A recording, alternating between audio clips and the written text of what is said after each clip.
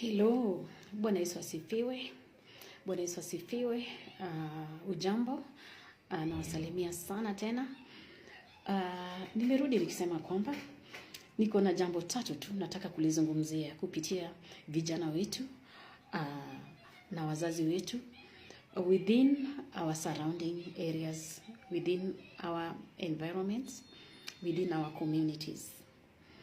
Kuna jambo inasumbua sana wazazi, na mimi kama mzazi na wewe kama mzazi, wale kama wazazi, kuna jambo imetusumbua sana. Hii jambo nataka kulizungumzia ni kwamba ibadi ya vijana wetu na wasichana wetu. Kuna kitu inaitwa ndoa.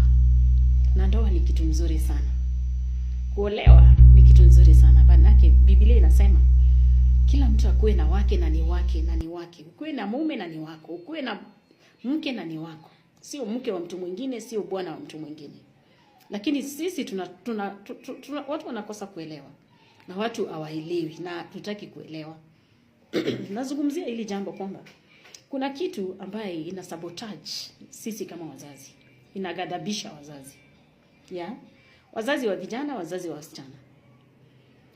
Wamama, Mungu ametubariki na watoto, umehangaika na yeye, ukamfikisha mahali unaweza. Ukapata kibarua, anaendelea na maisha yake. Na ukakubali. So, jambo ni kwamba kuna ibadi ya vijana wanapenda kusabotage wasichana wa wenyewe. Ni wachokozi tu, vijana ni wachokozi tu. Na kama unavyojua, vijana wanakuanga na lugha tamu sana kwa wasichana. Na watosheki na wasichana. Yule amemweka ndani ya muoni. Macho yake imewekwa black curtain. Lakini yule ako nje, sasa huyo ndio smart. Huyo ndio ako beautiful. Ushazalisha yule na mtoto. Umekuja kukimbilia huyo mwingine. Wewe ni kama miba, unadunga pale na unadunga pale. Kusema ukweli vijana, mnafaa kustyle up na mnafaa kuwa na kitu inaitwa heshima. Nyinyi vijana hamjui ndoa ni nini? Hamjui ndoa ni nini? Ya? Sasa huyu kijana amepatana na ule msichana mahali wanafanya kazi. Na akadanganya yule msichana vizuri kabisa na akamsweet talk na akamweka box.